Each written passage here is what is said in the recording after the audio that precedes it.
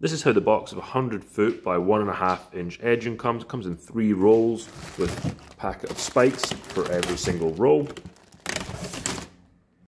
Comes neatly rolled up with these cable ties holding it in place. We just need to cut them and then we can start installing. Really like that. And then the holes here where you can put the spikes into. A pair of scissors to cut these. This stuff is super easy to cut, and the best thing I found to cut it with are these Gardzen shears. So I'll just cut a little piece here, like that. You can hold it and then cut it. For a connection point, I like to have at least 2 of these holes connecting like this. This makes the joint a little bit stronger. I've done 3 in some cases too.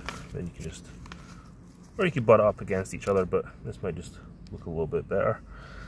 Like that, one, and then it is undulating a little bit here, so we're not going to put this one all the way in. And you can just knock these in.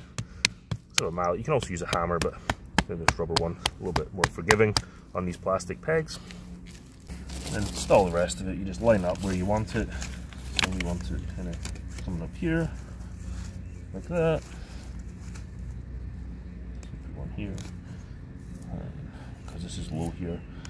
We'll just hook one in here, like that. And I like to go around and put all these in. I do every 3 or 4 of the slots, depending what kind of area we've got to cover.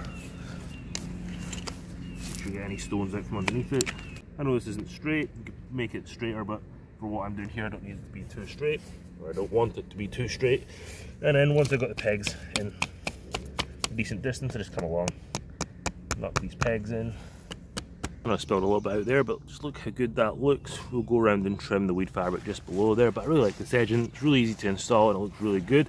Gives that nice definition between the lawn and the flower bed.